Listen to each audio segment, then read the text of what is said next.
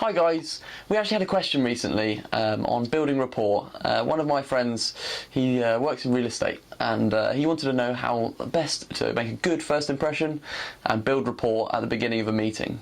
Welcome to Dad to Dan.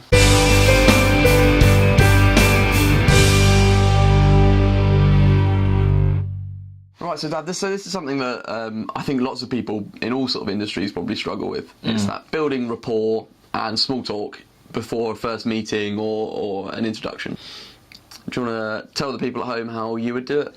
Well, yeah, I think the first thing is that that building that rapport is quite essential in any business meeting, and it's essential also when you do an interview. It's a very good thing to do, because what you want to do is not only does it get the person that you're about to have a business meeting with relaxed, but it also helps relax yourself, because you kind of start a conversation.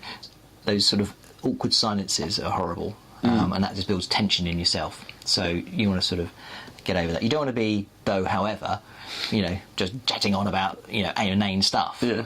So what can you do? Do some research before you get there.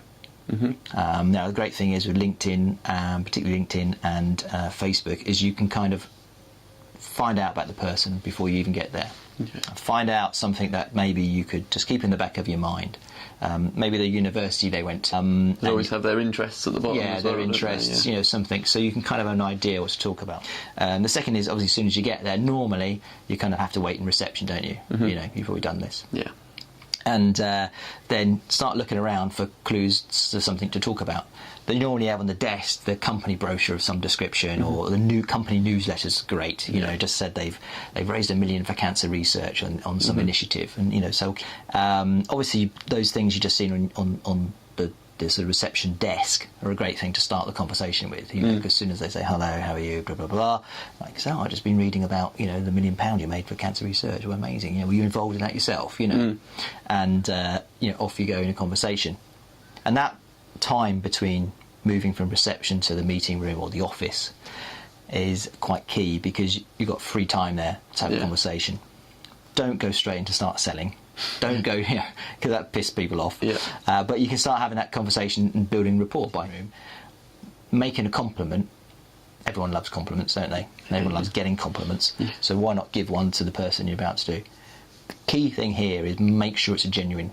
So don't just go, well, you look lovely today, or a bit cheesy like that. I like the outfit you're wearing today. If you don't like, you can pick out a tie. If a guy says, I like your tie. And obviously there's lots of cues, particularly in office, on the sort of thing they like. They've got a load of golf trophies lined up on the desk. Probably like golf. So, say it. Yeah. Wow, you've won a lot of trophies at golf. You must be really good. Okay. So I guess the key is to try and be observant, really. Yeah. And that is one of the keys to creating that rapport, I guess. Yeah. And just think of it as a conversation you would have with a friend. Don't think just because it's a business situation that the person you're seeing, whether they're the CEO of a mega big company, they're still people. They still got a family, they've still got a home life and hobbies and things like that.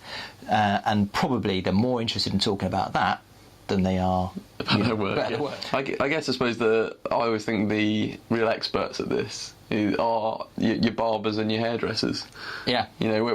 When you go and get your hair cut, how brilliant are they at creating good conversation and making you feel not awkward? Well, a good barber anyway, making you feel not awkward. You go into a hairdresser's and all you hear is natter, natter, natter. Yeah. And where are you going on holiday? Where are you going? It's things like that, but it puts you at ease and.